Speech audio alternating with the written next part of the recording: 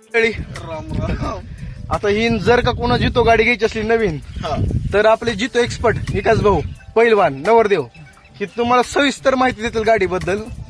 बरं नवरदेव, अशा जर शेतानी जर गाडी न्यायची म्हणलं, असं जर शेतानी गाडी न्यायची म्हणलं तर कसं करावं नेमकं मागा दगड बघा.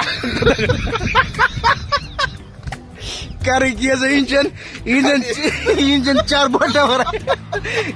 याचं इंजन 4 बोटावर आहे. मग धंदा कसा करावा?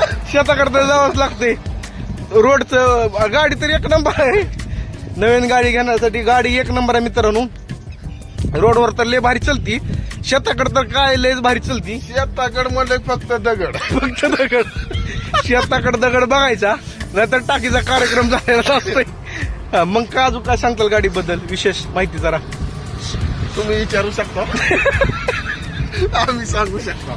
बरं, गाडी डिझेल व्हेरियंट मध्ये आहे. गाडी एक नंबर आहे. गाडीची जास्त माहिती आहे आपल्याला, काय तसं टेन्शन नाही. पण इकाच भाऊकडून जरा जास्त सोपं होईल ऐकलं तर. जरा त्यांना माझ्यापेक्षा 2 वर्षाचा अनुभव जास्त आहे. हा, बोला. मग सांगा नवरदेव कसं कसं गाडीचं काय नियोजन आहे, फक्त काय काय जपायचं ते. मी काय म्हणतो नवरदेव, तुम्ही माहिती सांगायला पण विषय कसा आहे, ह्याला टायर किती असते ते गाडी? 5 आहेत 5. 5 टायर. आणि मला तर 4 दिसून आलेत की तर एक टिपणी आहे टिपणी. स्टिपनी असते का? माझ्या लक्षात होत नाही की एक स्टिपनी असते होय. हा बरं, ह्या गाडीला 5 टायर असते तर त्यातली एक स्टिपनी म्हणून वापरली जाते आणि बाकी 4 टायर ह्याला लावलेले असतात गाडीला. गाडीला लावलेले असतात. बरं, बाकी ही पळाय वगैरे कशी आहे? कितनं पळती? पळाय 60. 60 पळते का? हो, 60च्या पुढे नका म्हणतं का? 60च्या पुढं म्हणलं की नाही. नाही. बरं, गाडी अशी आहे, मस्त आहे.